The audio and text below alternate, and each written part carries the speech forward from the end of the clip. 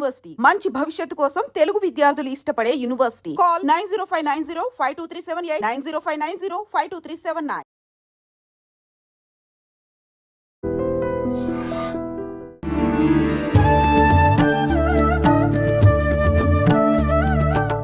నమస్కారం, welcome to I dream. ధర్మ మార్గం విత్ విజిత కార్యక్రమానికి స్వాగతం. ప్రస్తుతం మనతో పాటు ఉన్నారు సమన్వయ సరస్వతి వాగ్దేవి పుత్రులు బ్రహ్మశ్రీ సామవేదం షణ్ముఖ శర్మ గురువు గారు. ఇప్పుడు గురుగారితో మాట్లాడి మరిన్ని విషయాలు తెలుసుకుందాం. మనకున్న సందేహాలన్నింటినీ కూడా నివృత్తి చేసుకునే ప్రయత్నం చేద్దాం. నమస్కారం గురుగారు. నమస్కారం అమ్మా. గురుగారు, శ్రీరామనవమి మనం ఇంతకు ముందు మాట్లాడుకున్న వీడియోలో కూడా ఉగాది నుంచి శ్రీరామనవమికి సంబంధించిన వసంత నవరాత్రులు కానివ్వండి, ఆ ఉత్సవాలన్నీ ప్రారంభమవుతాయని చెప్పి, అసలు శ్రీరామనవమి అనగానే మనం ఆ రోజున జరుపుకునేవి రాముడి పుట్టినరోజుగా జరుపుకుంటాము. ఆ రోజు వివాహం చాలా అట్టహాసంగా జరుపుకుంటాము. ఇంకొకటి పట్టాభిషేకము. అసలు జరుపుకోవాల్సింది ఏంటి? అసలు ఆ రోజు ప్రత్యేకత ఏంటి? బాగుందమ్మా. శ్రీరామనవమి ఒక మహావ్రతపర్వంగా మనకు శాస్త్రాల్లో వర్ణించి చెప్పారు. ఆ ధర్మశాస్త్రాల్లో ఉంది, అదేవిధంగా స్కాంద పురాణాదుల్లో ఉంది. రామాయణంలో రాముడు ఆవిర్భవించిన ఘట్టం మాత్రం ఉంది తప్ప నవమి వ్రత విధానం లేదు. అది ఇతర పురాణాల్లోంచి ధర్మశాస్త్రాల్లోంచి మనం తీసుకున్నాం. నవమి నాడు ఎలా చేయాలో కూడా శాస్త్ర విధి ఉంది. కొంతమంది రామోపాసకులు ఈ రోజున ఉపవాసం చేస్తారు, జాగరణ కూడా చేస్తారు. ఈ రెండు చేసి మరో రోజు పారణ చేయాలి. ఈ విధానం మన శాస్త్రం చెప్తుంది. అంతేకాదు రామ పూజ ఒకటి ముఖ్యం ఈరోజు. ఆ పూజ ఎలా చేయాలంటే బాలరాముని పూజించాలి అని ప్రధానంగా చెప్పారు. కౌసల్య దశరథులతో పాటు ఉన్నటువంటి రాముడు.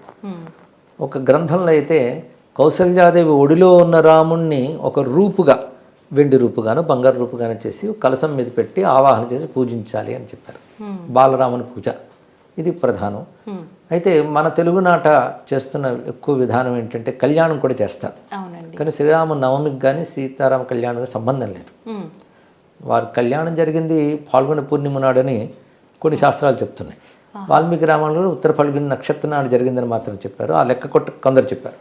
కొందరు ఆ ఉత్తర ఫల్గుని నక్షత్రం కూడా వైశాఖ మాసంలో పెళ్ళి అయింది అన్నారు. రెండు రకాల అభిప్రాయాలు ఉన్నాయి. కానీ నవమి నాడు మాత్రం పెళ్లి కాలేదు. కానీ మన ప్రాంతాలన్నింటిలో కూడా కళ్యాణం చాలా ప్రధానంగా చేస్తారు. కనుక ఇది సంస్కృతిలో భాగంగా మనం చేస్తే తప్పు లేదు. అది ముఖ్యంగా మన వైపే ఎక్కువ కనబడుతుంది. కొంత కర్ణాటకలో కనబడుతుంది, తమిళనాడులో ఏమో కనబడవచ్చు. తెలుగు వారికి సీతారామ కళ్యాణం, శ్రీరామనవమి రెండు ఏకకాలంలో గుర్తుకొస్తాయి. అయితే ఈ కళ్యాణం వెనకాల కథ ఏంటంటే, మనకు భద్రాచల క్షేత్రం చాలా పవిత్ర క్షేత్రం ఉన్నది. అక్కడ ఉత్సవాలు చేస్తారు, రామునికి బ్రహ్మోత్సవాలు. అది ఈ రోజుతో ముగింపుకు వస్తాయి. ఎప్పుడైనా ఉత్సవం యజ్ఞం ముగింపుకు వచ్చినప్పుడు శాంతి కళ్యాణం చేస్తారు. అలా అక్కడ కళ్యాణం చేస్తారు. దాని ప్రభావం మన సంస్కృతి మీద ఉండి ఇది అంతా చేస్తున్నారు. మీరు ఇందాక చెప్పినట్టు వడపప్పు, పానకం, ఇది రామనవమి యొక్క ప్రత్యేకత. అంటే అక్కడ వాతావరణానికి తగ్గట్టుగా చల్లదనం కోసం చేస్తారు. ఒకటి ఇందులో విశేషం ఏంటంటే సీతారాములను ఒకటిగా చూడాలనే భావం అందులో ఉన్న గొప్పతనం. అంటే రాముడు అవతరించినప్పటికీ కూడా సీతమ్మ ప్రాధాన్యం కూడా రామావతారంలో ఉన్నది. సీత శక్తి ఆవిడ. అందుకు సీతమ్మతో రాముని ఉపాసించడమే చాలా విశేషమైన ఉపాసన. అందుకు రామనవమి నాడు పూజించేవారు కూడా సీతారాములుగా కూడా భావన చేయవచ్చు. రాముడు పుట్టినరోజు అయినప్పటికీ మనకు మాత్రం సీతా సమేతంగానే రాముడిని ఆరాధన చేస్తాం. ముఖ్యంగా తెలుగునాట పందిళ్లలో మనకు కనబడే మూర్తి కూడా మధ్యలో రాముడు ఉంటాడు, కుడివైపు లక్ష్మణస్వామి, ఎడంవైపు సీతమ్మ, అలాగే లక్ష్మణస్వామి చెంతనే రాముడికి నమస్కరిస్తాం హనుమంతుడు. ఈ మూర్తి సాధారణంగా మనం అందరం పూజిస్తాం. ఆ మూర్తి చాలా విశేషమైనది. దక్షిణే లక్ష్మణో యస్య వామే చ జనకాత్మజ పురతో మారుతిరి యస్య తం వందే రఘునందనం అనే మాట ఆ ధ్యాన శ్లోకంలో మనకు కనబడుతుంది. ఆ మూర్తిని ఈరోజు అందరూ పూజ చేస్తారు. ఇది మనం చూస్తే ఒకవైపు శక్తి ఉంది, ఎడంవైపు స్వామి, కుడివైపు భక్తి ఉంది. లక్ష్మణస్వామి భక్తులే, హనుమంతుడు భక్తులే, రెండు రకాల భక్తులు వాళ్ళు. కనుక కుడివైపు భక్తి, ఎడంవైపు శక్తి, రెండింటికి కేంద్రంగా రాముడు అని మనం ఆరాధన చేసుకుంటాం. ఇది చాలా మంచి భావన. ఆ స్వామిని మనం ఏ రూపంతోనైనా రామమూర్తిని రోజు ఆరాధించడం శ్రేష్టం. ఇది వ్రతదినం కనుక. ముఖ్యంగా కొన్ని గ్రంథాల్లో ఏం చెప్పారంటే, అయోధ్యలో రామచంద్రమూర్తిని ఈ రోజున ఆ జన్మభూమి ప్రాంతంలో దర్శించడం చాలా శ్రేష్టమని చెప్పారు. అందుకే ఇవాళ అంటే రామనవమి నాడు అయోధ్యలో చాలా విశేషమైన ఉత్సవం జరుగుతుంది. మీరు పరిశీలించితే మనం అయోధ్య వెళ్ళలేకపోయినా, సరయుని వెళ్ళలేకపోయినా మనస్సులో రెండింటిని స్మరించుకుని రామచంద్రమూర్తిని ఆరాధన చేయాలి. ఉపవాసాదులు చేయగలిగేవారు దాన్ని చేస్తారు. చేయలేని వారు రాముని పూజించి ఆయనకు నివేదించిన పదార్థాలు స్వీకరించి రామచింతన ఉండాలి. ఎప్పుడైనా ఒక దేవతకు సంబంధించినటువంటి పండుగ వచ్చింది అంటే ఎలా ఉండాలి అంటే తద్దేవతామయంగా ఉండాలంతే. కనుక రామనవమి నాడు రామమయంగా ఉండాలి. రామమయం ఎప్పుడవుతాం? రాముని పూజించడం, రామనామం జపించడం, రామాయణం వినడం, చదవడం, మననం చేయడం, దాని గురించే చర్చించుకోవడం, అలా ఈ రోజంతా గడిపితే అదే పెద్ద వ్రతపాలన. కనుక రామనవమిని రామమయంగా చేసుకుందాం. గురుగారు, అంటే నేను ఇది తప్పు చెప్తున్నానో కరెక్ట్ చెప్తున్నానో తెలియదు కానీ రామో విగ్రహవాన్ ధర్మ అని అంటుంటారు. ఏంటండి అది, ఎలా అర్థం చేసుకోవాలి? ధర్మం నిలబెట్టడానికే వచ్చిన నారాయణుడే రామచంద్రమూర్తి, అందులో సందేహం లేదు. అయితే ఆయన భగవంతుడు ఎప్పుడు పరిపూర్ణంగా ఉంటాడు. అవునండి. పరిపూర్ణుడైన భగవంతుడు ఏ రూపం ధరించినా పరిపూర్ణంగా వస్తాడు. కానీ మానవులందరూ పరిపూర్ణంగా ఉండలేరు. ఉందామని ప్రయత్నించితే ఒకడు సగం, ఇంకోడు 30, ఇంకోడు 25. పరిపూర్ణ మానవుడు అనేవాడు ఉండడు. కానీ పరిపూర్ణుడైన భగవంతుడు మానవుడిగా వస్తే పరిపూర్ణ మానవుడిగా ఉండగలడు. ఎందుకంటే నేను ఎప్పుడు పరిపూర్ణుడేగా, మానవుడిగా వచ్చిన పరిపూర్ణుడే. అందుకే ఒక మాట చెప్తూ ఉంటాను ప్రవచనాల్లో కూడా, రాముడంత పరిపూర్ణంగా ఉన్నాడే, అది ఎవరికైనా సాధ్యమవుతుందా? ఒక మనిషి పరిపూర్ణంగా ఉండగలడా? పరిపూర్ణంగా ఉండాలంటే దేవుడే దిగి రావాలంటారు. ఆ దిగి వచ్చిన దేవుడే రాముడు. అందుకే పరిపూర్ణమైనటువంటి మానవ ధర్మములన్నీ చేసి చూపించాడు ఆయన. ధర్మం చెప్పే గ్రంథాలు చాలా ఉన్నాయి, ధర్మం చెప్పేవాళ్ళు కూడా చాలా ఉన్నారు. విశ్వనాథ సత్యనారాయణ గారు మాట అంటారు, మనుజులు ఈ రీతి నడువవలయునని చెప్పు మనుజులు లక్షలు కోట్లు, నడిచి నడిపించువాడు లేడు, మహితమౌ సృష్టి చిన్ననాటి నుండి ఒక్క శ్రీరాఘవుడు తక్క అన్నారు. అంటే సృష్టి ఏర్పడిన దగ్గర నుంచి కూడా ఇలా ఉండాలి అలా ఉండాలని చెప్పేవాళ్ళు లక్షల మంది, కోట్ల మంది ఉన్నారు. కానీ అలా ఉండి అందరినీ నడిపించే వాళ్ళు ఎంతమంది ఉన్నారు? ఒక్క రామమూర్తి అటువంటి వాడు అని. అందుకే రాముడు ఏది చేసిన ధర్మమే అని, చెప్పింది ధర్మం, చేసింది ధర్మం, ధర్మమే చేస్తాడు ఆయన. అదే రామ అయనం, రాముడు నడిచే త్రోవ అంటే ధర్మమే, రామాయణం అంటేనే ధర్మం. అందుకే ధర్మం ఒక రూపం ధరిస్తే రాముడు. రామో విగ్రహవాన్ ధర్మ, ఈ వాక్యం అనేది మారీచుడు రావణుడితో బుద్ధి చెప్తూ, నేను రాముడిని చూశానయ్యా, రాముడు చిన్నప్పుడే నేను సుబాహుడితో కలిసి వెళ్ళి అక్కడ విశ్వామిత్ర యజ్ఞం భంగం చేద్దాం అనుకున్నాను, ఆయన కొట్టిన దెబ్బ గట్టిగా కొట్టాడు, అది ఇప్పటికీ మర్చిపోలేను, అలా కొట్టాడు. చిత్రం ఏంటంటే సుబాహుడిని తగలబెట్టాడు, నన్ను ఎగరగొట్టాడు, నన్ను చంపలేదు. అంటే ఆయన ఏదో ప్రణాళిక ఉంది ఆయన దగ్గర, కానీ ఆ దెబ్బ తట్టుకోలేకపోయాను. తర్వాత ఆయన వనవాసానికి వచ్చాడు. వనవాసంకి వచ్చినప్పుడు కూడా నేను ఆయన చూద్దామని వెళ్ళాను. అయితే అప్పుడు లేడి వేషం ధరించి వెళ్ళాడు ఆయన. అప్పుడు రాముడు బాణంతో దెబ్బ కొడతాడు, చచ్చేటట్టు కొట్టాడు, చావు దెబ్బ కొడతాడు. ఆ 2 దెబ్బలు అయిన తర్వాత నాకు అంతా రాముడే కనబడుతున్నాడు ఇప్పుడు. అప్పటి నుంచి నేను అన్ని హింస అన్ని మానేసి ఇక్కడ తాపస వృత్తులు ఉండిపోయాను. రాముడు అంటే నాకు తెలుసు, రామో విగ్రహవాన్ ధర్మ అనే మాట మారీచుడు ఆ సందర్భంలో చెప్తాడు. చాలా విశేషమైన శబ్దం ఇది. అందులోనే మొత్తం రామాయణ రహస్యమంతా ఉంది. ధర్మం ఒక ఆకారం ధరిస్తే అదే రాముడు అని దీని యొక్క భావం. గురుగారు, మీరు చెప్పారు అంటే మానవ రూపంలో వచ్చిన దేవుడు మనందరికీ ఒక మార్గదర్శకంగా ఉండడానికి, మార్గంలో నడిపించడానికి. అంటే ఆయన దేవుడు అయినప్పటికీ ఆ అవతారం మానవుడిగా ఉన్నారు కాబట్టి మానవ రూపాన్ని మనం దేవుడిగా కొలవటం అనేది కరెక్టేనా? రాముడు మానవ రూపం ధరించాడు కానీ ఆయన సాక్షాత్ నారాయణుడు కదా. ఆయన దివ్యమంగళ విగ్రహంగానే ఉన్నాడు రాముడు. అప్పుడు రామాయణ కాలంలో హనుమంతుడు రాముని రూపాన్ని వర్ణిస్తాడు. అంటే యునీక్, రాముడు లాంటి వాడు ఆ కాలంలో మరొకడు లేడు. అంతే. అందుకే షణ్ణవత్యంగుళీ దేహ ఎప్పుమాన్ సదివోక సహా అని మనకు సాముద్రిక శాస్త్రం మాట చెప్తాను. అంటే 96 అంగుళాలు ఉంటాడు రాముడు, అంటే 8 అడుగులు. అలాంటి స్వరూపం. పైగా ఆయన శరీర లక్షణం అంతా, సాముద్రిక లక్షణం అంతా హనుమంతుడు చెప్తాడు. సమవిభక్తాంగా, 2 అవయవాలు సమంగా ఉంటాయని చెప్పుతూ, నుదురు ఎంత వెడల్పు ఉంది, ఎలా ఉంది, ఈ లక్షణాలన్నీ వర్ణిస్తాడు. ఈ లక్షణాలు రాముడికి మాత్రం ఉన్నాయి, అందరికీ ఉన్నట్లయితే ప్రత్యేకించి వర్ణించనక్కర్లేదు కదా. ఈ లక్షణాలన్నీ మనం లెక్క కట్టి చూస్తే అది ఒక అద్భుతమైన పరమ పురుషుడికి ఉంటాయి. అలాంటి వారు అందరూ ఉండరు. అందుకే అది అవతారమూర్తి యొక్క లక్షణం అది. అందుకే రాముడిని అప్రాకృత దివ్యమంగళ విగ్రహ అంటారు. రాముడి కానీ కృష్ణుడు కానీ ఇద్దరిని. అంటే చూడ్డానికి మానవ రూపంలో కనబడుతున్న వాళ్ళ దివ్యమంగళ విగ్రహం వారిది. అందుకే దేవతలు కూడా ధ్యానించే మూర్తి. దేవతలు మనుషులను ధ్యానించరు, ఎందుకంటే మనుషుల శరీరాలే రక్తమాంసాదులతో కూడి ఉంటాయి, వాళ్ళు వీటి వైపు రారు. కానీ వాళ్ళు కూడా ధ్యానించారంటే అలా కనబడుతున్నటువంటి ఒక అద్భుతమైన స్వరూపం ఆయన. అందుకే అవతార కాలంలో మానవుడైన, మనం పూజించే కాలంలో భగవంతుడైన. ఓకే గురుగారు సీతారాముల్ని ఆదర్శంగా తీసుకోవాలి దంపతులు అందరూ కూడా అని చెప్పంటారు. ఎవరైనా ఆశీర్వదించినా కూడా సీతారాముల్లాగా కలకాలం చక్కగా ఉండండి అమ్మా అని చెప్పి ఆశీర్వదిస్తూ ఉంటారు. అసలు అంటే కొంతమంది అంటూ ఉంటారు, మూర్ఖంగా మాట్లాడే వాళ్ళని చెప్పొచ్చు, ఏ రకంగా వాళ్ళిద్దరిని ఆదర్శంగా తీసుకోవాలి. భార్యాభర్తలు అని అంటే ఒకరికొకరు చేదోడు వాదోడుగా ప్రతి ఒక్క దాంట్లో కూడా సలహాలు ఇచ్చే విషయం కానీ, ప్రతి ఒక్క విషయంలో సహాయం చేసే విషయం కానీ ఒకరికొకరు తోడుగా ఉండాలి. కానీ అంటే వీళ్ళని చూసినంత వరకు పెళ్ళి అయినా తదనంతరం అరణ్యానికి వనవాసానికి అని చెప్పి వెళ్ళటం అంటే సీతాదేవి తన ఇష్ట ప్రకారంగా తన భర్తతో వెళ్ళినప్పటికీ అది చాలా కష్టకాలము. తర్వాత అక్కడికి వెళ్ళినా వాళ్ళు కలిసి ఉన్నారా అని అంటే లేదు, అక్కడ కూడా ఎడబాటు. మళ్ళీ అదంతా అయిపోయి వచ్చిన తర్వాత మానవ రూపంలో ఉన్న దేవుడే సీతాదేవి తప్పు చేసిందా లేదా తెలుసు తనకి, అయినా కూడా అగ్ని పరీక్ష పెట్టడము ఇవన్నీ కూడా ఆయన చేశారు. మరి వీళ్ళిద్దరిని ఎలా ఆదర్శంగా తీసుకోవాలి అని చెప్పి ఏం చెప్తారండి? ప్రశ్న బాగుందమ్మా. ఇక్కడ మనం సీతారాముల అన్యోన్యత అనేది చాలా ముఖ్యమైనటువంటి భావం. వారిద్దరూ వివాహం తర్వాత బహుకాలం కలిసి ఉన్నారు. విజహార బహునృతువుని కూడా వాల్మీకి రచించాడు. చాలా కాలం కలిసి ఉన్నారు. ఇక వనవాసానికి వెళ్ళినప్పుడు రాముడు సీతమ్మని రమ్మని చెప్పలేదు, సీతమ్మే వస్తానంది. అయితే రాముడు అన్న అక్కడ కష్టాలు ఉంటాయి అరణ్యాల్లో అంటే సీతమ్మ గొప్ప మాట ఉంటుంది, నేను చేతకాని వాడితో రావడం లేదు కదా, సర్వసమర్థుడితో వస్తున్నాను కదా, నా కష్టాలే ఉంటాయి అంటే రాముడు ఇంకో మాట చెప్తాడు, నిన్ను అనుమతి లేకుండా నాతో రా అంటే బాగుండదు, నువ్వు రావడం నాకు సంతోషమే, నేను రక్షించుకుంటానని అన్నాడు రాముడు. ఆ విధంగానే సర్వసమర్థుడైన పతితో కలిసి ఆమె అరణ్యవాసానికి వచ్చింది. అరణ్యవాస కాలంలో 14 ఏళ్ళు కదా, 13 ఏళ్ళు కలిసే ఉన్నారు వాళ్ళు. ఎంతో ఆనందంగా ఉన్నారు వాళ్ళు. అరణ్యకాండల వర్ణన చదువుతుంటే మనకు తెలుస్తుంది. ఎందుకంటే రాముడి దగ్గరుంటే ఆనందం కాక ఇంకేమిటి. ఆమెకు వనమైనా భవనమైనా రాముడితో ఉంటేనే ఆనందం. రాముడితో ఉన్న వాళ్ళకి ఏ కష్టమూ రాదు, సర్వరక్షకుడైన. అలా ఆనందంగానే ఆమె ఉన్నది. 13 సంవత్సరాలు ఆనందంగానే గడిపారు. ఒక్క సంవత్సరంలో ఇంకా అయిపోతోంది అనగానే అప్పుడు రావణుడు రావడం, అపహరించడం.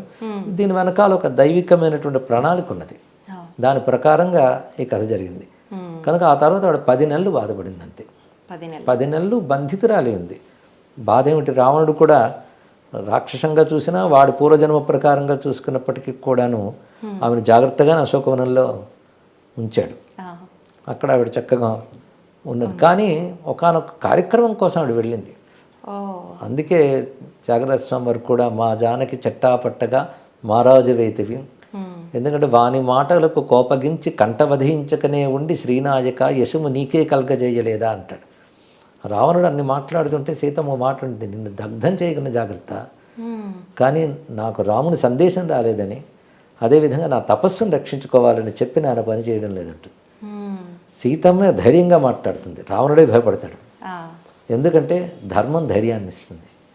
సీతమ్మ వెనకాల ఉన్నది ఆ ధర్మం, అది ధైర్యాన్ని ఇచ్చింది. రెండవది రామస్మరణ చేస్తూ ఒక తపస్సులా తీసుకున్నది. అలా ఉన్నది. అది దుష్ట సంహారం కోసం ఒక ప్రణాళికలో భాగంగానే వెళ్ళింది ఆ తల్లి. అందుకే 1 సంవత్సర కాలం అది. తర్వాత రామునితోనే ఉన్నది. అయితే ఇక అగ్ని పరీక్ష అంటారే, అది అగ్ని పరీక్ష కదా, అగ్నికి పరీక్ష అని చెప్పచ్చు. ఉదాహరణ అక్కడ రామచంద్రమూర్తి ఆమెను అగ్ని పరీక్ష చెయ్యమనడు. అది ముఖ్యంగా రామాయణం చూస్తే మనకు తెలుస్తుంది. ఆ సమయంలో సీతమ్మ వచ్చినప్పుడు అందరూ దూరం వెళ్ళిపోతారు. రాముడు అంటాడు ఎవరూ దూరం వెళ్ళేది, అక్కడే ఉండండి అంటాడు. అంటే ఇప్పుడు మా ఇద్దరి మధ్య జరిగే సంభాషణ మీ అందరికీ తెలియాలి అనే ఉద్దేశంతో చెప్తాడు. చెప్పినప్పుడు ఒక మాట అంటాడు సీతమ్మతో, నేత్రరోగికి దీపం వలె నువ్వు ప్రతికూలురాలివి అన్నాడు. ఎందుకంటే ఇన్నాళ్ళు అసురుని యొక్క చర్యలో ఉన్నటువంటి దానము నువ్వు వచ్చేవంటే ఇది లోకాపవాద భీతి అని ఉంటుంది. సత్పురుషులకు అది ఒకటి ఉంటుంది, లోకంలో అపవాదం రాకుండా జాగ్రత్త పడాలి. పైగా ఆ మాట ఎంత చక్కగా అంటే నేత్రరోగికి దీపం వలె అన్నాడు.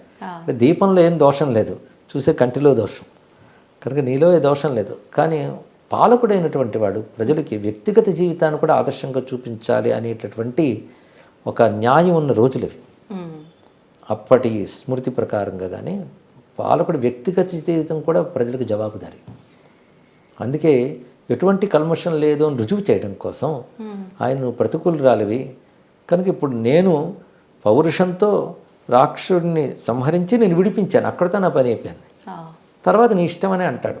అప్పుడు సీతమ్మ తనంత తానే వాళ్ళకి చెప్పి, అంటే లక్ష్మణస్వామి హనుమంతుడికి చెప్పి చితి రగల్చుకొని అగ్ని చుట్టూ ప్రదక్షిణ చేసి వెళుతుంది.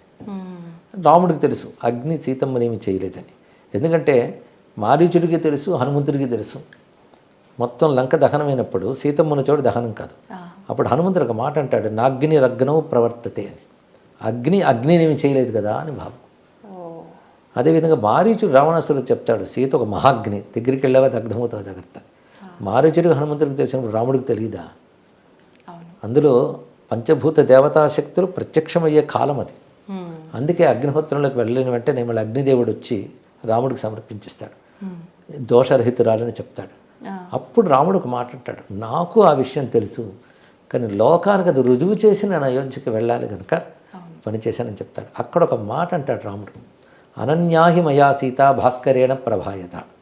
సూర్యుడికి కాంతి ఎలాగో నాకు సీత అలాగా అన్నాడు. అన్యోన్య దాంపత్యం గురించి ఇంతకంటే గొప్ప మాట ప్రపంచ వాంగ్మయంలో లేదమ్మా.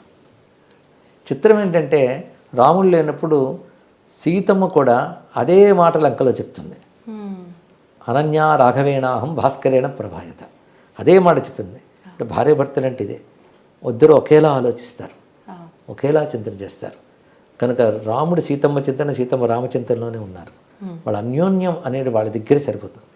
పైగా భార్యాభర్తల దాంపత్యం ఎంత చక్కగా ఉండాలనేటువంటి రామాయణం చదివితే సీతమ్మ మాట తీరు, రాముడి మాట తీరులో ఎంత స్నేహంగా ఉంటాడో భర్త, అంతేగాని తాను ఆధిక్యం వహించడం అని కనబడదు. ఉదాహరణకి రాముడితో ఒక మాట ఉంటుంది, చనువు కొద్దీ చెప్తున్నాను, నువ్వు ధనుర్బాణాలు పట్టుకుని తిరుగుతున్నావు, నువ్వు వనవాసానికి వచ్చావు, కొచ్చవనం కొచ్చక్షాత్రం, నువ్వు రాజుగా ఉన్నప్పుడు పట్టుకు తిరుగు, వనవాసానికి వచ్చి నువ్వు ఇవన్నీ పట్టుకు తిరగడం ఏంటి నువ్వు అంటే, రాముడు ఎంత మృదువుగా చెప్తాడంటే, నీకు తెలియదు నువ్వు నోర్మి అనకుండా, నీకు నా మీద అభిమానం ఉంది కనుకనే నాకు చెప్పు, ప్రేమ లేని వాళ్ళకి చెప్తారా చెప్పు, నువ్వు ప్రేమతో చెప్పావు కనుక నీకు సమాధానం చెప్తున్నాను విను. నేను వనవాసానికి వచ్చే కానీ క్షాత్రాన్ని విడిచిపెట్టలేదు. నేను ఇతరులకు ఆపద కలగకుండా చూసుకోవడం క్షాత్రం నా బాధ్యత, అది అందుకే దీన్ని పట్టుకున్నాను అని చక్కగా సమాధానం చెప్తాడు. అలా భార్యాభర్త ఎలా మాట్లాడుకోవాలో కూడా కనబడుతుంది. ఎక్కడ కూడా కటువుగా రాముడు ఒక్క మాట అంటాడు. తర్వాత అయోధ్యకు వచ్చాక చాలా కాలం వాళ్ళు కలిసే ఉన్నారు. తర్వాత లోకాపవాదం ఏర్పడింది, తరాలు మారి లోకాపవాదం ఒకటి ఏర్పడింది. అది ఒక వ్యక్తి చెప్పింది కాదు, లోకంలో అందరూ అనుకుంటున్నారని మంత్రులు వచ్చి రాముడితో సమావేశంలో తెలియజేస్తారు. అప్పుడు ఉన్న ధర్మ ప్రకారంగా ఏంటంటే, ఒక అపనిందగానే ఉంటే దాన్ని దూరం పెట్టాలి కొంతకాలం, మళ్ళీ సత్యం రుజువయ్యే వరకు. అదొక నియమం, దానికి కట్టుబట్టాడు. కానీ నువ్వు వెళ్ళిపో, అడవిలో వదిలే ఇలా అనకలేదు ఆయన. ఎందుకంటే ఈ సమావేశం ముందు రాత్రి వేళ సీతమ్మతో మాట అంటాడు, గర్భవతి నువ్వు, నీకు ఏది ఇష్టమో అది చేస్తాను చెప్పు అంటాడు. నాకు మన వనవాస కాలంలో మునుల ఆశ్రమాలన్నీ తిరిగినవి చాలా గుర్తున్నాయి, చాలా ఆనందంగా ఉంటాయి. నాకు వాల్మీకి మహర్షి వాళ్ళ ఆశ్రమాలు చూశాను, ఆ ఆశ్రమాలకు వెళ్ళాలనుంది అని చెప్తుందమ్మ. అది అయిన వెంటనే ఈ సమావేశం ఏర్పడుతుంది. ఆ మరుసటి రోజు ఉదయం లక్ష్మణస్వామిని పిలిచి, ఆమె ఇలా వాల్మీకి ఆశ్రమం అవి వెళ్ళాలని అనుకున్నది కాబట్టి నువ్వు వనం దగ్గర విడిచిపెట్టిరా అంటాడు. విడిచిపెట్టిరా అన్న మాట, విడిచిపెట్టిరా అన్నాడు అంటే ఆమెకు చెప్పలేదు ఈ మాట, ఇతని ద్వారానే చేయించాడు. కానీ అందులో ఒక అనుమాన వాక్యం కానీ ధిక్కార వాక్యం కానీ రెండూ లేవు. దాని ప్రకారం లక్ష్మణస్వామి వాల్మీకి ఆశ్రమంలో విడిచిపెడతాడు. కానీ ఈ విధంగా అపవాదుకు భీతి చెందే ఇలా చేశాడన్న విషయాన్ని కూడా లక్ష్మణుడు తెలియజేస్తాడు. సీతమ్మకి ఈ ధర్మం తెలుసు, రాజధర్మం. ఎందుకంటే రెండు ధర్మాలు ఘర్షించినప్పుడు ఏ ధర్మం నిలుపుకోవాలి, భర్తృధర్మం రాజధర్మం. రాజధర్మం ప్రకారంగా ప్రజాభిప్రాయానికి విలువనివ్వాలి, మళ్ళీ దోషరహితాన్ని రుజువయ్యే వరకు దానికి తగ్గట్టుగా దూరం పెట్టాలి, అది ముందు, అది రాజధర్మం. భార్యను విడిచిపెడితే భర్తృధర్మం దెబ్బతింటుంది. రెండు ధర్మాలు ఘర్షించినప్పుడు దాన్ని ఎలా సంయమనం చేయాలో రాముడికి మాత్రమే తెలుసు. అందుకే ఇంత చక్కగా చేశాడు. ఆ సమయంలో రాముడు దుఃఖంతోనే ఉన్నాడు. తర్వాత యజ్ఞాలు చేశాడు ఎన్నో, ప్రతి యజ్ఞంలో స్వర్ణ సీతని పెట్టుకున్నాడే తప్ప సీత త్యాగం చేయలేదుగా. సీతమ్మ పట్ల భార్యాభావం ఉంది, ఆమెకి భర్తృభావం ఉంది. అందుకని వాళ్ళిద్దరు వేరు కాలేదనే చెప్పాలి, భౌతికంగా వేరైనా. వాళ్ళిద్దరి యొక్క అనుబంధం అలాంటిది. కనుక ఒకానొక కష్టకాలం వచ్చినప్పటికీ కూడా వారు విడిపోకుండా స్థైర్యంగా నిలబడి అనుబంధాన్ని కాపాడుకున్నారు. కనుకనే వారిని అన్యోన్య దాంపత్యం అంటారు. ఒక చిన్న ప్రతికూలం వస్తే చాలు విడిపోయే తొందరపాటుతనం బాగా కనబడుతుంది. కానీ కాలంలో ఒక ప్రతికూలత వచ్చినప్పటికీ అనుబంధాన్ని కాపాడుకోవాలి. అంతేగాని సీతమ్మ రాముడు విడిచిపెట్టలేదు, సీతమ్మ భార్యాభావం అలాగే కాపాడుకున్నాడు. అంటే వాస్తవాన్ని సరిగ్గా తెలుసుకోక మిడిమిడి జ్ఞానంతో మాట్లాడే మాటలు ఇలాంటి వాటికి దారి తీస్తున్నాయి. సరిగ్గా రామాయణం చదవకపోవడం కూడా ఒక కారణం. అవునండి, అవును. అది సరిగ్గా అక్కడ మాట, అక్కడ సమావేశాలు, అక్కడ జరిగినటువంటి సంభాషణలు, ధర్మాధర్మ నిర్ణయాలు ఇవన్నీ అందులో ఉంటాయి. అవి యథాతథంగా తెలుసుకుంటే సందేహమే రాదమ్మా. నిజంగా చదివితే ఇంత చక్కగా అర్థమవుతుందా అండి? ఇంత మంచి వివరణ అర్థం చేసుకోవచ్చు అంటారా? వాల్మీకి చాలా తేట తెలుగు సంస్కృతంలో రాశాడు, తేట సంస్కృతం, సులభ సంస్కృతంలో రాశారు, మధురంగా రాశారు. అయితే మనకు చక్కటి అనువాదాలు కూడా వచ్చాయి, తెలుసుకోవాలి. ఒకవేళ మనం ఏమో అన్వయించుకోలేకపోతే వాటిలో కృషి చేసిన పండితులను అడగాలి. ఇప్పుడు మనం లెక్కల పుస్తకం తెచ్చుకొని చదివితే అర్థం కాకున్నప్పుడు లెక్కల మాస్టర్ దగ్గరికి వెళ్తాం. అలాగే దీనిలో కృషి చేసినటువంటి పండితులను అడగాలి. ముందే మనం ఏదో అభిప్రాయం ఏర్పాటు చేసుకుని దాన్ని సమర్థించడానికి వాదిస్తూ కూర్చోకుండా ఓపెన్ మైండ్తో పెద్దలను అడిగితే వాళ్ళు ధర్మాధర్మం నిర్ణయం చేసి చక్కగా చెప్తారు. అయితే ఈ శ్రీరామనవమి నుంచి ఎవరన్నా ఏదైనా కొత్త విషయం చెయ్యాలి అనుకుంటే ఈ రామాయణం చదవడము, దానిలో ఉన్న విషయాన్ని అర్థం చేసుకోవడం మొదలు పెడితే బాగుంటుందేమో. అవును, అంతే కదండి. ఎందుకంటే రాముడు ఆదర్శమూర్తి, ఆరాధ్యమూర్తి రెండును. ఆదర్శంగా తీసుకున్న ధర్మాలన్నీ ఆయనలో ఉన్నాయి, ఆరాధించవలసిన దైవత్వం కూడా ఉంది. అందుకే ఆయన ధర్మస్వరూపుడు, దైవస్వరూపుడు. ఆయన స్మరించుకోవడం, రామాయణం చదవడం, అందులో చెప్పిన ధర్మాలు జీవితంలోకి మనం తెచ్చుకొని ప్రయత్నం చేయడం, ఇవి చేస్తే రామనవమి పర్వం చక్కగా జరుపుకున్నట్లే. అయితే ఇంకొక డౌట్ అడుగుదాం అనుకున్నా నేను, కానీ మీరు చెప్పిన ఈ విషయంలోనే నాకైతే దానికి వివరణ అర్థమైపోయింది. కానీ ఏం అడగాలనుకున్నానో చెప్తా. బంగారు లేడి విషయానికి వస్తే, అలాంటి ఒక బంగారు లేడి ఉండదు, ఉన్నది ఒక విగ్రహం మాత్రమే. అది పరిగెత్తి జీవం ఉన్నదానిలాగా వెళ్ళదు అన్న విషయం సామాన్యులకే అర్థమవుతుంది. కానీ రాముడికి అర్థం అవ్వలేదా? ఎందుకు దాని వెనకాల పరుగు తీశాడు సీతమ్మ వారు చెప్పిన వెంటనే అని చెప్పి? జంతువులు, నూతనమైన జంతువులు, కొత్త ఒక రకమైన జాతి ఉంటాయి. అది దండకారణ్యం, పెద్ద అరణ్యం. అది అలాంటి చోటు నూతనమైనటువంటి ఒక లేడీ వచ్చిందంటే ఒక ఆకర్షణ కలగడం సహజం. అవునండి, అదే సీతమ్మకి కలిగింది. సీతమ్మకి అలా కలగడంలో తప్పు లేదు, ఎందుకంటే సమర్థుడైన పతి కదా, సర్వసమర్థుడు కనుక తీసుకురాగలడు. అందుకే తీసుకురమ్మంటుంది. పైగా ఇప్పుడు త్వరలో మనం వెళ్ళిపోబోతున్నాం, లేడీనైనా తీసుకెళ్ళచ్చు, దాని చర్మాన్ని తీసుకెళ్ళినా అందరూ ఆశ్చర్యపోయి చూస్తారు, కాబట్టి తీసుకురా అంటుంది. అప్పుడు లక్ష్మణుడు చెప్తాడు ఏమని, నాకు ఇది మాయలేడు అనిపిస్తున్నది, స్పష్టంగా చెప్తాడు.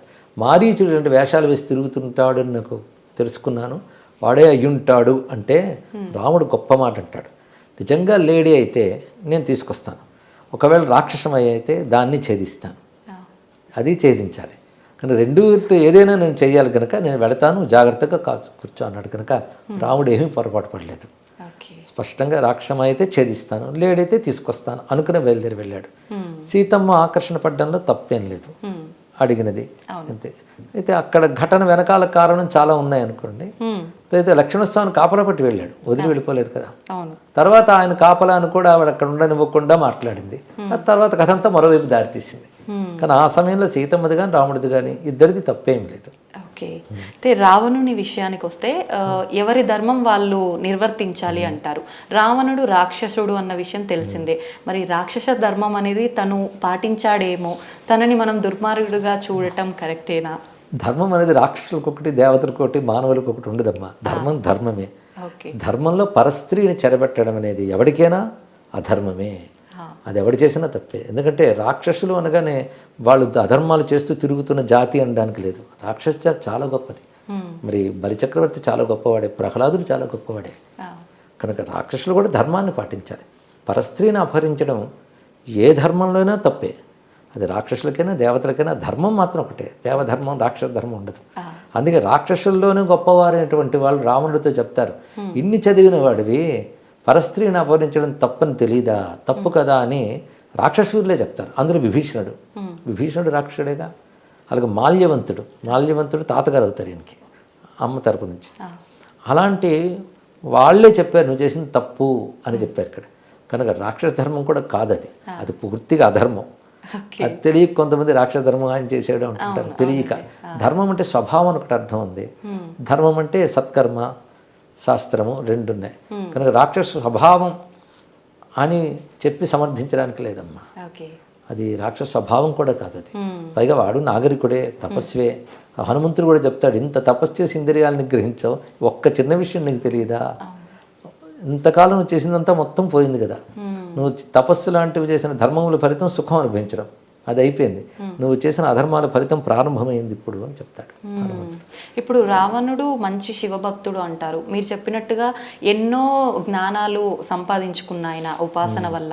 రాబోయే బ్రహ్మ అని కూడా అంటారు. అంటే హనుమంతుడు రావణుడు మాత్రమే ఎన్నో వేదాలని చదివిన వాళ్ళలో గొప్ప వ్యక్తులు అని చెప్పి అంటూ ఉంటారు.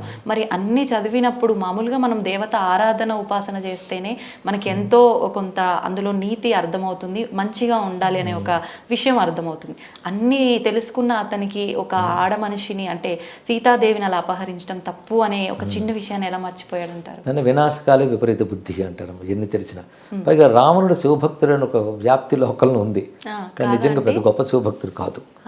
ఎందుకంటే ఆయన తపస్సు చేసినప్పుడు వచ్చింది బ్రహ్మదేవుడు. అలాగని బ్రహ్మదేవుడిని ఉద్దేశించి ఆయన తపస్సు చేయలేదు. ఒక నియమము, ఒక తపస్సు చేస్తే లోక సృష్టికర్త అయినటువంటి వాడు చేసిన దానికి ఫలితం ఇవ్వాలి. అందుకు బ్రహ్మదేవుడు వచ్చాడు. ఎందుకంటే ఆయన ఏ దేవుడు భక్తుడు కాదు, తన కోరికకు భక్తుడు ఆయన. అందుకే కోరికలు కోరుకున్నాడు. తర్వాత వచ్చిన ప్రతాపంతో వరబలంతో గర్వించి అందరి మీద దండయాత్రలు చేశాడు. ఆ చేస్తూ చేస్తూ కుబేరుడు వద్దకు వచ్చి అలకాపురిని ఆక్రమించుకున్నాడు. అయితే అప్పుడు కుబేరుడు విశ్రవసో బ్రహ్మ వద్ద, అంటే రావణుడికి కూడా ఆయన తండ్రి, కుబేరుడికి ఆయన తండ్రి, వెళ్ళి ఇలా వాడు దండయాత్రకు వస్తున్నాడంటే ప్రస్తుతం కాలం వాడికి అనుకూలం ఉంది కనుక నువ్వు ఖాళీ చేసి వచ్చే అంటాడు. అప్పుడు అలకాపురిని ఆక్రమించుకుని కుబేరుడి పుష్పక విమానాన్ని తీసుకుంటాడు. ఆ పుష్పక విమానం ఎక్కడికైనా వెళుతుంది, ఏ లోకానికైనా. కానీ కైలాసం దగ్గరికి వచ్చేటప్పటికల్లా రాలేకపోయింది. అప్పుడు అక్కడ నంది నవ్వి, నీ విమానం ఇక్కడికి రాలేదు, సాధ్యం కాదు సుమా అంటే, అప్పుడు గర్వించి కిందకి దిగి, నేను కైలాసం దగ్గర రాకూడదంటే కైలాసాన్ని నా దగ్గర తీసుకెళ్తానని పెకలించుతాడు. ప్రయత్నించాడు. వాడి తపోబలం ఉంది, శరీర బలం ఉంది కానీ పెకలించి ప్రయత్నం చేస్తాడు. అప్పుడు శివుడు బొటన వేలుతో ఒక నొక్కగానే చేతులు చిదిగిపోయి ఏడుస్తాడు. అప్పుడు పరమేశ్వరుడు వచ్చి రావము చేసి ఏడ్చేవాడు కనుక నీ పేరు ఎక్కడి నుంచి రావణుడు అని చెప్తాడు. ఆ తర్వాత నుంచి అతడు శివభక్తుడు అయ్యాడు. భక్తుడయ్యాడు అంటే శివ పూజలో చాలా మహిమ ఉందని చెప్పి శివారాధన చేసుకుంటూ వచ్చాడు. అయితే మిగిలిన పురాణాలు ఇవన్నీ కొంచెం దాన్ని ఎక్కువ చేసి ఆయన రుద్రవీణ మీటాడని ఇవన్నీ చెప్తారు, కానీ అది రామాయణంలో ఉన్న రావణ కథలు లేదు అది. కాబట్టి అతడు అవసరానుగుణంగా మారాడు. అంతేగాని శివభక్తుడు అంటే తన కోరికలతో భగవంతుని పూజించే వాళ్ళందరూ భక్తులు అనుకోకూడదు. వాళ్ళందరూ సకామ భక్తులు అంతే. అయితే వేదాది విద్యలని చదివాడు, సామాన్యుడు కాదు, చదువుకున్నవాడు చాలా. అందుకే అలాంటి వాడిని సంహరించడానికి భగవంతుడి దిగి రావాల్సి వచ్చింది. ఇక్కడ తపోబలం ఉన్నవాడు, జ్ఞానబలం ఉన్నవాడు. అయితే కాబోయే బ్రహ్మ అనేది హనుమంతుడి విషయంలో చెప్తారు, పురాణాల్లో ఉంది, రామాయణంలో ఆ విషయం లేదు. రావణుడు కూడా అనేక శాస్త్రములన్నీ చదువుకున్నవాడే. అందుకే సీతమ్మ ఒక మాట ఉంటుంది, విశ్వనాథ రామాయణంలో ఉంటుంది. సీతమ్మ కూడా ఒక బాగా చదువుకున్నావు, నీ రాజ్యంలో సత్పురుషులు లేరా, ఉన్నా వాళ్ళ మాట నువ్వు వినవా, ఇలా మందలిస్తుంది. విశ్వనాథ వారితో ఒక మాట అంటారు, వచో విభవ దేవత తీసిన కాలిగోరినా అన్నాడు. నువ్వు ఎలా తిరుగుతావే, మళ్ళీ బ్రహ్మలోకానికి ఏ మొహం పట్టుకు వెళ్తావు, సరస్వతీదేవి తీసేసిన కాలిగోరులాగా అంటుంది. తీసేసిన కాలుగోరు అంటే అది అమంగళం. అంటే మరి సరస్వతి కాలుగోరు అంటే విద్య ఉంది, విద్య సంస్కారం గంధం ఉంది, కానీ ఏం లాభం, నువ్వు తీసేసిన కాలిగోరులు లాంటి వాడివని ఉంటుంది. అంటే ఎంత విద్య ఉన్నా అన్నీ ఉన్నప్పటికి కూడా ధర్మం అనేది లేకపోతే దెబ్బతింటారు. అయితే అంత విద్య ఉన్నా ధర్మస్పృహ ఎందుకు లేదంటే అహంకారం. విద్యావంతులందరూ ధార్మికంగా ప్రవర్తిస్తారని చెప్పలేం, ధార్మికులందరికీ విద్య ఉంటుందని చెప్పలేం. కొందరు విద్య లేకపోయినా ధర్మ సంస్కారాలు ఉంటాయి. కొందరు ఏం చేస్తారంటే వాళ్ళ పాండిత్యాన్ని అంతటిని వాళ్ళ అధర్మాన్ని సమర్థించడం కోసం వాడతారు. అందుకే విద్య ఉండడం వల్ల ధర్మం ఉంటుందని చెప్పలేం. అయితే విద్య ఉంటే ధర్మస్పృహ రావాలి, అది వస్తే చాలా మంచిది. దాన్ని వినియోగించుకోవడం తక్కువ. పైగా వాడు అసుర లక్షణం, అహంకార లక్షణం, ఆ పని చేయనివ్వలేదు. గురుగారు, ఆఖరణ ఒక చిన్న విషయం, అంటే ఆదర్శ దంపతులుగా ఎందుకు తీసుకోవాలన్నది మీరు చెప్పిన వివరణ అయితే నిజంగా చాలా బాగుంది. ఇప్పటి జనరేషన్ వాళ్ళకి నిజంగా అంత ఆదర్శంగా ఉండలేరేమో, కొంతలో కొంత ఉండాలంటే ఒక చిన్న మెసేజ్ ఏమిస్తారు? ఎప్పుడైనా మానవ సంబంధాలు నిలబడేవి సహనం, సర్దుబాటు, ఈ రెండింటి వల్ల నిలబడతాయమ్మా. అలాగే మన పూర్వతరాలన్నీ అలాగే నిలబెట్టుకుంటూ కుటుంబ వ్యవస్థని ఇక్కడ దాకా తీసుకొచ్చాయి. భార్యాభర్తలు ఎప్పుడు కలిసి ఉండాలి, అదొక్కటే. ఎందుకంటే విడిపోవడానికి కారణాలు వీళ్ళు వెతుకుతారు, కలిసి ఉండడానికి కారణాలు వెతుకుతే అవి కనబడతాయి. మన శరీరంలో ఏదో ఒక అనారోగ్యం వచ్చిందనుకోండి, శరీరం విడిచిపెట్టాలనుకోం కదా, దాన్ని సవరించుకోవాలనుకుంటాం, లేకపోతే దాంతోపాటు బతికేస్తాం.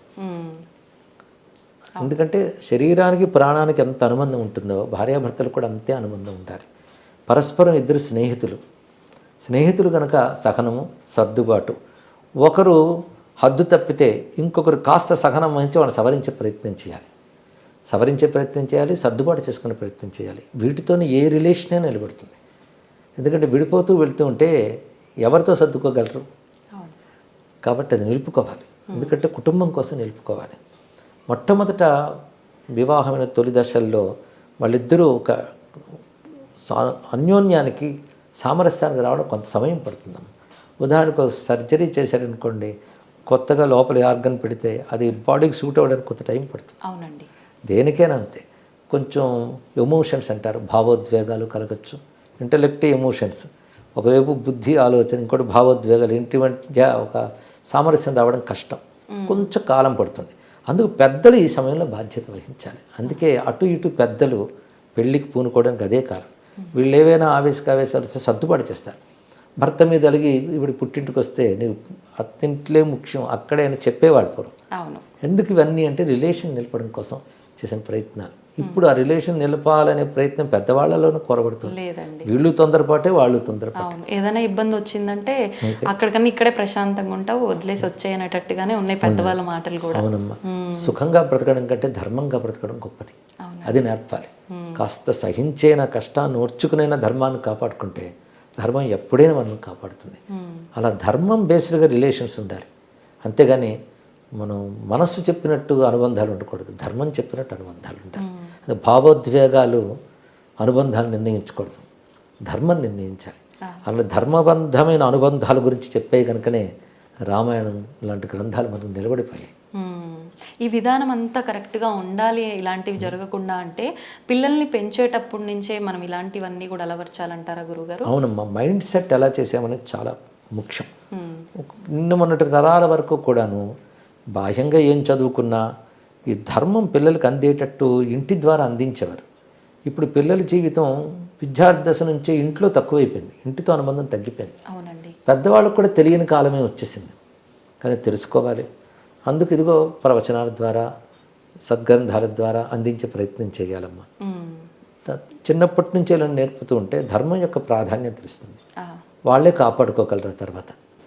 గురుగారు, కాలం విషయానికి వస్తే ఇందాక మీరు స్టార్టింగ్లో చెప్పినప్పుడు కాలం గురించి, కాలం ఎప్పుడూ మంచిదే, ప్రతిరోజు కూడా మంచిదే, ఏది అంటే చెడ్డది కాదు, ఏది మనకు అపాయం చేయదు అని చెప్పి. కాలము అంటే ఒక సమయం కింద తీసుకున్నాం అనుకోండి, ఆ సమయాన్ని ఎవరు ఎలా ఉపయోగించుకుంటున్నారో దాన్ని బట్టే వెళ్తుంది. కానీ ఒక్కొక్కరు అంటే ఏం ఆలోచిస్తారంటే మన కర్మని బట్టే మనం ఉపయోగించుకునే సమయమైన ఏదైనా ఉంటుంది, ఇవన్నీ మాటలు అంటుంటారు. ఏం చెప్తారంటే ఇటువంటి వాళ్ళు? మన కర్మని బట్టి అంటే ఒకప్పుడు మనం చేసుకున్న కర్మేగా, అది కూడా మనం చేసిందే కదా, తానంత తాను రాదు కనుక ఒకప్పుడు మనం చేసుకున్న దాని ప్రకారం ఉన్నప్పుడు అదేంటో మనకు తెలియదు కనుక ఇప్పుడు మనం చేయాల్సింది జాగ్రత్త పడాలి. ఎందుకంటే కాలం యొక్క ప్రభావం మన మీద ఎంత ఉంటుందో మన యొక్క ప్రభావం కాలం మీద ఉంటుంది. ధర్మాధర్మాలు లోకల్లో ఉంటే దానికి తగ్గట్టుగా కాలం అనుకూల ప్రతికూలాలు ఉంటుంది. ధర్మాధర్మాలు మన నుండే వస్తాయి కదా. అది కాలం చెడు చేసిందనే కంటే మనం చేసిన కర్మ కాల రూపంలో ఫలితాన్ని ఇస్తుంది. అందుకే సత్కర్మ చేస్తుండాలి. ఇదివరకు ఏదో దుష్కర్మల వల్ల ఇప్పుడు కాలం ప్రతికూలంగా ఉన్నప్పటికీ ఇదివరకటిది మనం ఇప్పుడు వెళ్ళి సవరించుకోలేం. కానీ ఇప్పుడు సత్కర్మాచరణ చేస్తూ ఏమైనా ప్రతికూలత వచ్చినా ఒకప్పుడు చేసుకున్న చెడ్డ పని యొక్క ఫలితం ఇదేని కొంచెం సహనం వహిస్తూ ఉంటే, అందుకే ఇందాక చెప్పినట్టే సహనం వహించాలి, సవరించుకోవాలి. ఈ రెండిటితో మనం కాలం అనుకూలం చేసుకోవచ్చమ్మా. గురుగారు, తల్లిని మించిన దైవమే లేదు అంటుంటారు. అంటే భగవంతుడే గొప్ప, సృష్టికి మూలమే భగవంతుడు అంటాం. మరి భగవంతుడి కన్నా కూడా తల్లి గొప్పనా ఎలా అర్థం చేసుకోవచ్చు అంటారు? అంటే భగవంతుడు సర్వవ్యాపకుడు పరమాత్మైనా ప్రత్యక్షం కాదు కదా. భగవంతుడు ఎలాగైతే మనకు కారణమై మనల్ని పోషిస్తూ రక్షిస్తూ ఉంటాడో అలా మన పుట్టుక కారణమై మనల్ని పోషించి రక్షించి కాపాడడం అనే ఒక దైవత్వం తల్లిలో కనబడుతుంది, తండ్రిలోనూ అలాంటి దైవత్వం కనబడుతుంది. అందుకే ఒక దైవీ గుణం లక్షణం అక్కడ ఉంది కనుక వాళ్ళని ఆరాధిస్తే దేవతలను ఆరాధించినట్లే. అది మాతాచ పార్వతీదేవి పితాదేవో మహేశ్వర అంటారు. అంటే పార్వతీదేవి తల్లి, శివుడే తండ్రి అని. అందులోనే తల్లే పార్వతి, తండ్రి శివుడిని భావం కూడా తీసుకోవాలి ఇక్కడ. అలాగ వాళ్ళని మనం గౌరవించి వాళ్ళని బాధ పెట్టకుండా చూసుకోవాలని, దానివల్ల కుటుంబ సంబంధం బలంగా ఉంటుంది. కనుక ఏ పిల్లవాడైతే తల్లిదండ్రులను గౌరవిస్తాడో ఆ పిల్లవాడు తాను కూడా తండ్రో తల్లి అవుతాడు. అప్పుడు వాడు ఆదర్శంగా నిలబడతాడు. కనుక ఇది పరంపరను కాపాడుతుంది. గురుగారు శివుడు అన్నారు కాబట్టి నాకు ఒకటి అడగాలనిపించింది. ఇది నా పర్సనల్ క్వశ్చన్ అనమాట. నాకు శివుడు అంటే అది భక్తి అని చెప్పలేని ఒక రకమైన పిచ్చి. ప్రతి పని చేసినా, ఏ పని చేసినా కూడా శివుడు శివుడు, నా శివయ్య నా శివయ్య అని ఒక ఇంట్లో పర్సన్ లెక్క నేను ఫీల్ అవుతా. వేరే ఏదైనా టెంపుల్కి వెళ్ళాలన్నా అమ్మో నా శివునికి కోపం వస్తుందేమో, నా శివుడి గుడికి తప్ప నేను ఎక్కడికి వెళ్ళను, ఎవరైనా తిరుపతికి వెళ్దాము అని అన్నా కూడా నేను తిరుపతికి రాను, శివుడు కూడా ఏదైనా ఉంటే చెప్పు. ఇలా ఒక రకంగా అయిపోయింది. అంటే నాలా చాలా మంది ఉన్నారేమో, ఒక దేవుణ్ణి ఇష్టపడి నా ఇష్టదైవం ఈయన అనుకున్నప్పుడు ఇంకో దేవుణ్ణి ఆరాధించటము వెళ్ళటము అనే ఆలోచన అసలు ఎందుకు రాదు? అంటే ఎలా తీసుకోవచ్చు అంటారు దీన్ని? ఇవి రెండు వైపులు ఉంటుంటాయమ్మా. కొందరు విష్ణు భక్తులు అనుకుని శివాలయానికి మేము రాము అనుకుంటారు.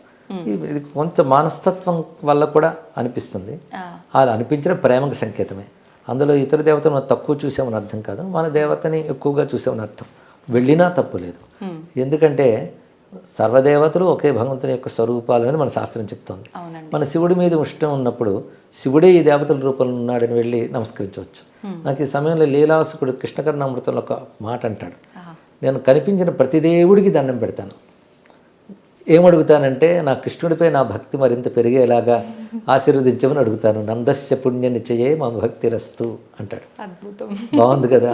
అలాగే మనం కూడా ఈ దేవతలందరినీ అంగీకరిస్తాం సనాతన ధర్మంలో.